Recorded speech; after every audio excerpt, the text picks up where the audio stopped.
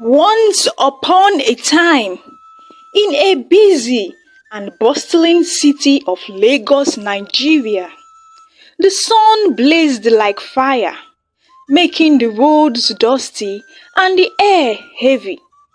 Wale, a young man with a calm face and tired eyes, walked along the street.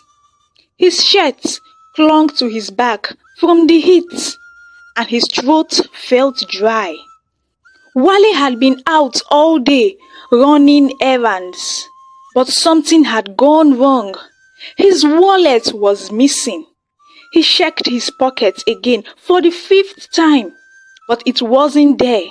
Frustrated and thirsty, he looked around and spotted a small roadside shop. It was a humble wooden stall with a hand-painted sign that read, "Funke's Place." He stepped into the shop where a young woman stood behind the counter. Her name was Funke. She had kind eyes, but her face showed the weight of someone who carried many responsibilities. "Good afternoon," Wale greeted, trying to sound confident, even though he felt uneasy. "Good afternoon," Funke replied, eyeing him curiously. "Please," Wale said, his voice soft, "can I get a bottle of cold water?" "Do you have money?" Funke asked, leaning slightly on the counter. Wale hesitated. "I lost my wallet," he admitted, "but I'm really thirsty. I promise I'll come back and pay you." Funke's face tightened a little as she considered his words. She had seen all kinds of people in her shop, some truthful, some not. "So you want me to trust you come back?" she asked, narrowing her eyes slightly. "Yes," Wale said, meeting her gaze. "I don't have any other choice. I'll pay you, I promise." Funke let out a small sigh and reached into the cooler. She pulled out a bottle of cold water and handed it to him. "It's okay. Just pay me whenever you can." Wale looked at her, surprised. "Thank you so much," he said, unscrewing the cap. He took a long sip, the cold water soothing his throat. "What's your name?" "Funke," she replied simply. "Funke," Wale repeated with a smile. "Thank you, Funke. I won't forget this. I'll come back." Funke gave a small nod, watching as Wale walked away with the half-empty bottle in his hand. Something about his politeness and calm demeanor stayed in her mind. Funke sat behind the counter of her shop, staring at the shelves filled with goods that barely sold. The shop was small and business had been slow for weeks. Earlier that morning, her landlord had stormed in, his voice loud and angry. "Funke, where is my money? Your rent is overdue again. If you can't pay this month, pack your things and go." Funke had apologized and begged for more time, but his harsh words still echoed in her ears. She glanced at her phone, hoping for a message from her fiancé, Ade. Ade was in America, chasing his dreams. He always said, "Funke, I'll send you money soon." But it had been months since his last promise, and nothing had arrived. As she rested her head on the counter, her younger brother, Tunde, walked into the shop. "Sister Funke," he said, "my school fees are due next week." Funke sighed and rubbed her temples. "I know, Tunde. I'll sort it out somehow." That evening, as she locked up her shop and walked home, her thoughts returned to the man who had come for water earlier. His gentle voice and calm manner stood out to her. "Why do I keep thinking about him?" she wondered, shaking her head. But deep inside, she couldn't deny the feeling that their meeting wasn't just by chance. Something told her that their paths would cross again. And so, as the streetlights flickered above her, Funke's story and Wale's had only just begun. Wale pushed open the heavy wooden door of his mansion, and the sight that greeted him made him stop for a moment. The living room was a mess. Empty drink cans were scattered across the glass table. Leftover food sat in half-opened takeaway boxes, and a sour smell lingered in the air. On the couch, his older brother, Funsho, was lying back with his legs stretched out, scrolling on his phone. His sister, Morayo, sat cross-legged on the floor, painting her nails and humming a tune. Neither of them looked up when Wale walked in.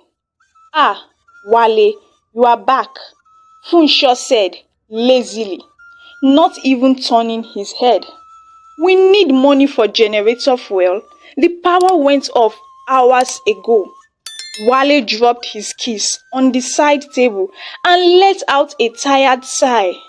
"Funsho, we just bought fuel 2 days ago. What happened to it?" "It's finished now," Funsho said with a shrug. "Wale," Morayo called out, finally looking up. "I also need some money for a new dress. I saw this really nice one online, perfect for an event I want to go to." Wale rubbed his forehead, feeling the weight of their constant demands. "Morayo, do you ever think about saving or even trying to make your own money?" Morayo rolled her eyes dramatically. "Wale, stop talking like this. You know things haven't been easy for us. Besides, isn't it your job to take care of your family? Abi, have you forgotten how Funsho sold our land so you could go to school?" Wale's heart sank. That old story again. Funsho had indeed sold their late father's only property years ago to pay for Wale's university education. Wale had always felt guilty about it, even though it wasn't his decision. "I know, Morayo," Wale said quietly. "I haven't forgotten, but this can't go on forever. You both need to start thinking of how to build your own lives. I can't keep doing everything for you." Wale," Funsho said, sitting up suddenly. "Why are you talking like this? Are we not family? You've made it now, and you are acting as if helping us is a problem." "It's not about helping," Wale said firmly. "It's about responsibility. You both need to grow up." Morayo huffed and went back to painting her nails, while Funsho shook his head and returned to his phone. Wale walked to his room, his mind heavy.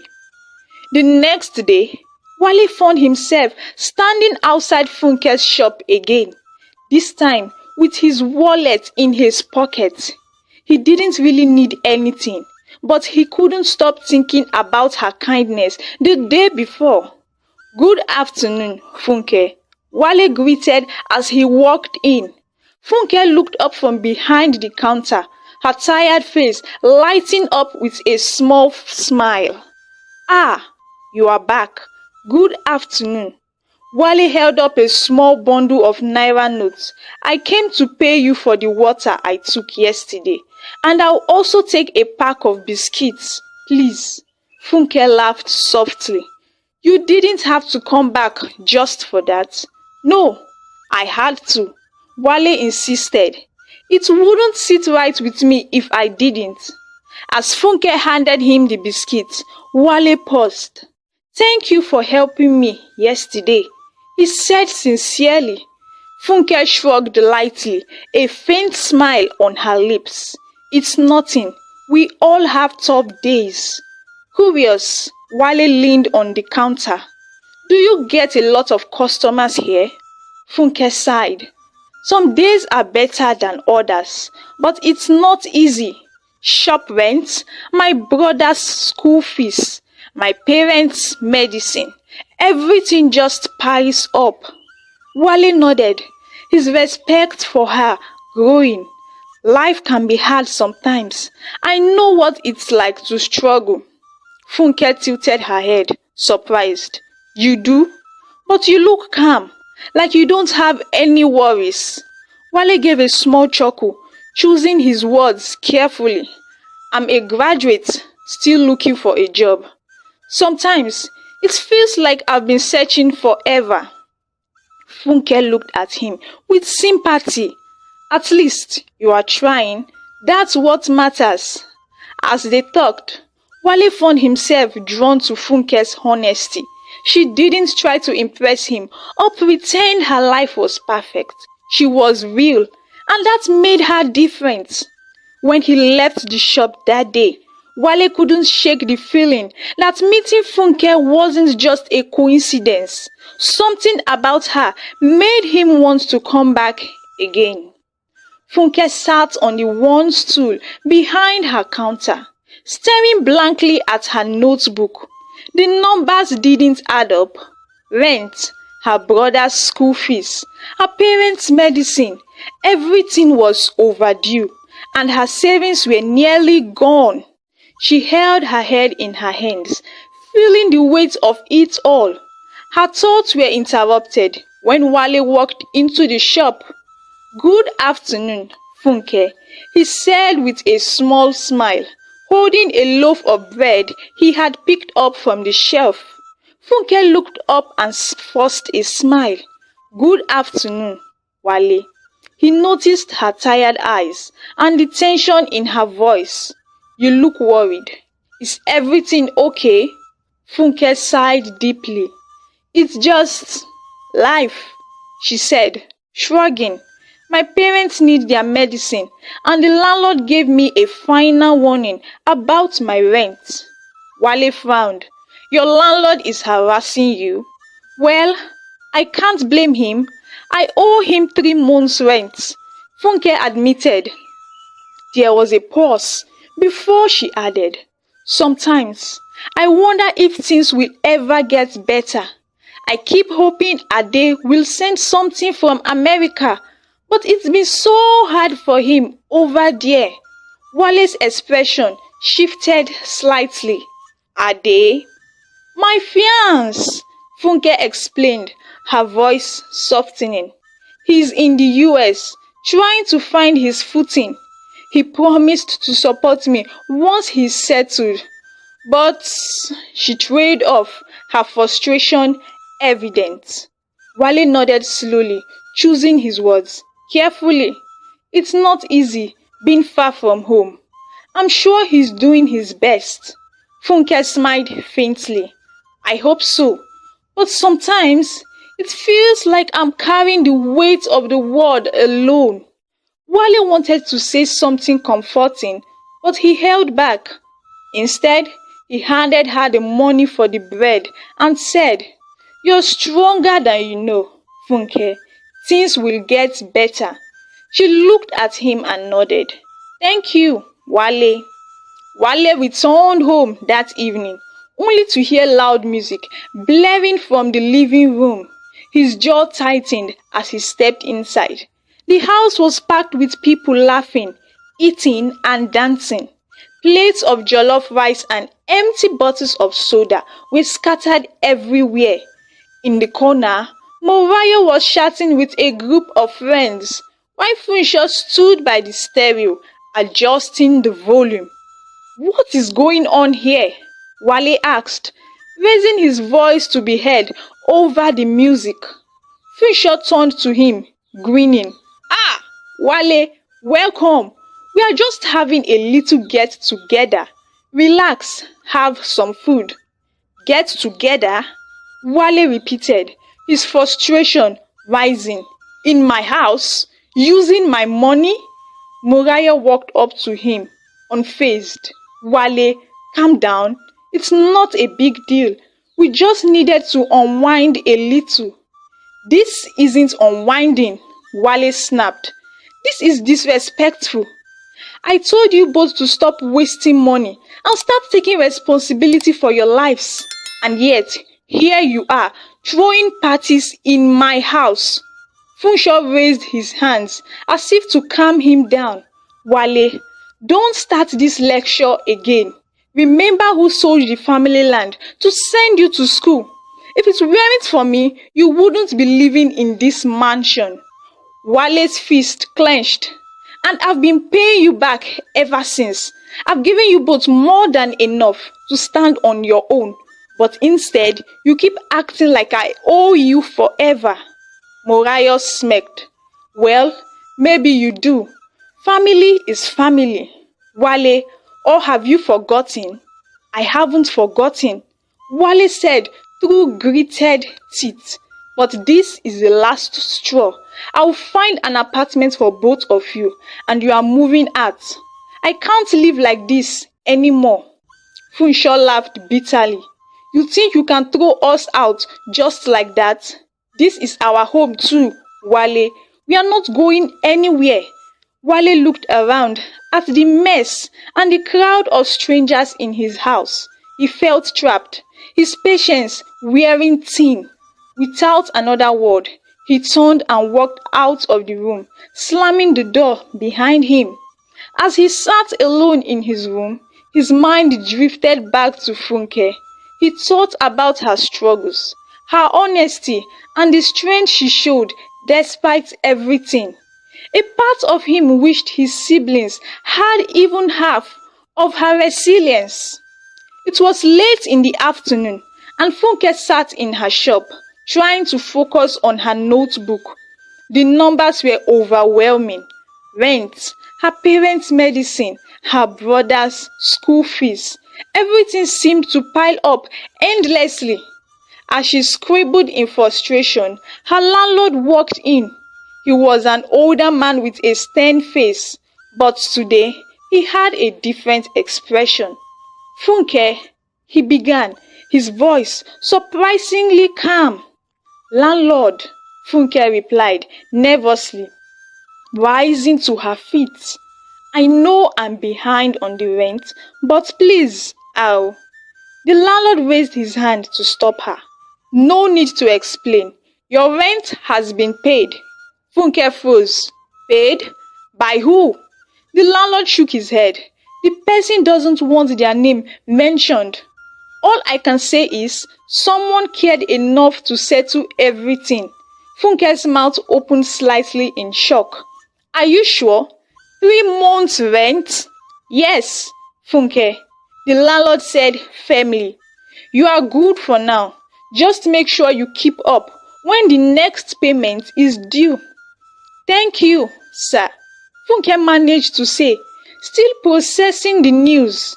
The landlord nodded and left, leaving her standing in confusion. Who would do such a thing? Her thoughts immediately went to Ade, but she dismissed it. He hadn't even been in touch recently. Before she could dwell on it, her younger brother, Tunde, burst into the shop.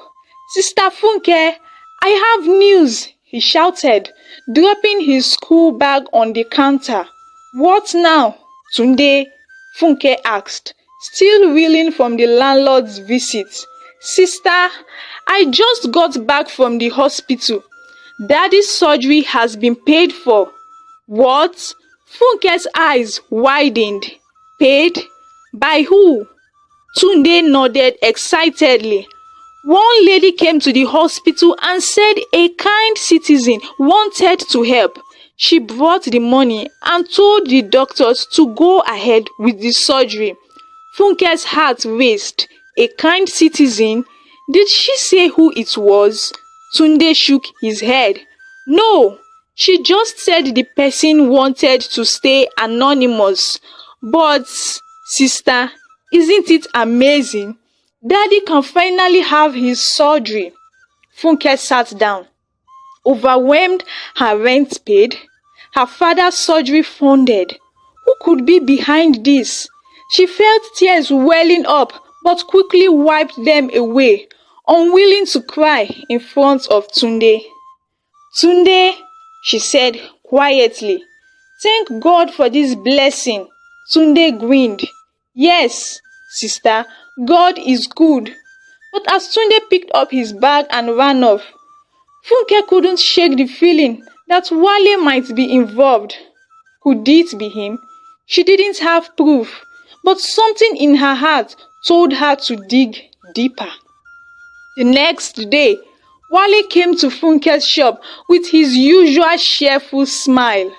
Good afternoon, Funke, he said, placing a small bag of snacks on the counter. Funke looked up, but her face didn't light up like it usually did. Instead, she looked serious. Good afternoon, Wale, she replied quietly. Wale frowned a little. What's wrong? You don't look happy today.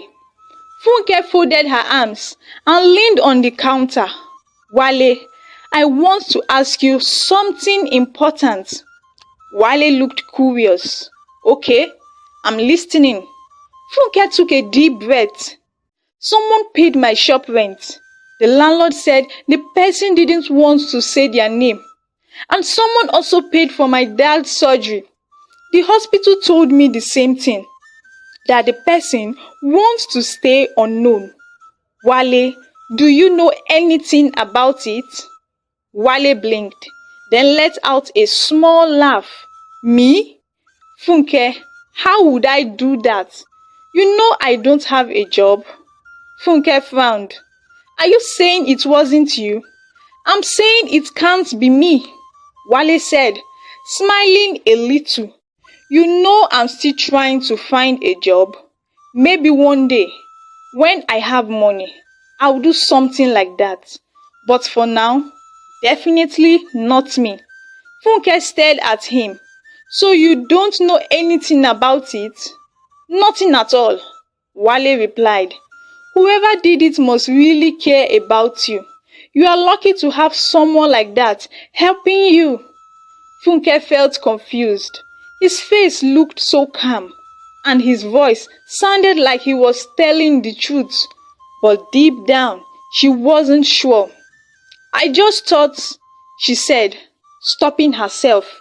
You thought it was me? Wale asked, smiling again. That's sweet, Funke, but it wasn't me. If you find out who it was, let me know. I would like to thank them, too. Funke didn't know what to say. Okay, she said softly. Wale picked up a bottle of water from the fridge and paid for it. Don't worry too much, Funke. Everything will be fine. He left the shop, still smiling. Funke watched him go, her mind full of questions. If it wasn't Wale, then who could it be? Ade hadn't sent money in weeks, and there was no one else who could do this. She sat down, feeling confused and unsure. Was Wale telling the truth, or was he hiding something? She decided she had to find out the truth, no matter what. Funke sat in her shop, staring at her phone. Ade's calls had become fewer and shorter. When they did talk, his voice sounded far away, like he wasn't interested. One afternoon, Funke decided to call him again. She dialed his number and waited. The phone rang once and the line went dead. She tried again, but this time, the operator's voice came through. The number you are trying to call is not reachable. Funke sighed and put the phone down. She didn't know what was going on with Ade, but she told herself she needed to focus on her life here. She still had her shop to run, her parents to care for, and her brother Tunde's school fees to think about. Wale stopped by later that day with his usual snacks and a big smile. Funke, how is business today? He asked. It's okay, Funke replied, forcing a small smile. You look tired, Wale said, sitting on the bench outside her shop. Anything bothering you? Funke hesitated. then shook her head. Nothing serious. She didn't mention Ade. She had stopped bringing him up in their conversations. Talking to Wale felt easier, and he always seemed to know how to make her laugh, even on hard days. As they chatted, Funke found herself feeling lighter, even with all the uncertainty in her life. Weeks passed, and Ade didn't call. Funke tried his number a few more times, but it never connected. She started to accept that she might never hear from him again. One afternoon, Funke was arranging goods in her shop when two women walked in, chatting loudly. She didn't pay attention at first, but then she heard something that made her freeze. "Did you hear about Bola's cousin?" One woman said. "Which one?" The other asked. "The one in America. She just married some Nigerian guy. I think his name is Ade," the first woman said casually. Funke's heart started pounding. She turned slowly towards the woman. "Excuse me," she said, trying to keep her voice calm. "Did you say Ade?" "Yes," the woman replied. "He married Bola's cousin. It's one of those paper marriages, to help him stay in the US. Funke felt like the ground had shifted beneath her feet. She managed to smile and thank the woman for coming to her shop. But as soon as they left, she sat down, her hands trembling. She didn't need more details. She knew it was her Ade. Meanwhile, at Wale's house, things were getting tense. Movayo sat on the couch, her arms crossed. "Have you noticed how much time Wale spends at that girl's shop?" she said to Funsho. Funsho nodded. "I don't like it. She's taking his attention away from us." Movayo's eyes narrowed. "We need to do something. If she stays in his life, he'll forget about us completely." Funsho leaned forward, a sly smile on his face. "Don't worry, I have an idea."